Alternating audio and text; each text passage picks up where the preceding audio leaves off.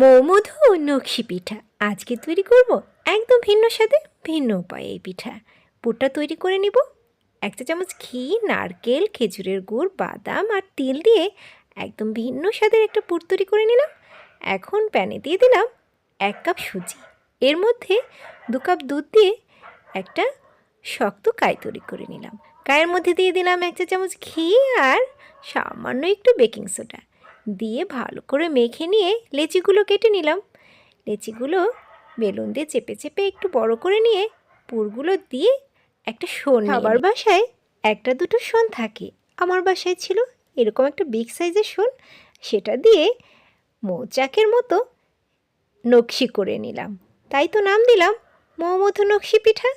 এই পিঠাটা একবার তৈরি করবেন আর বারবার খেতে মন চাইবে। এরপরে ভেজে নিলাম, তৈরি হয়ে গেল আমার মৌমধু।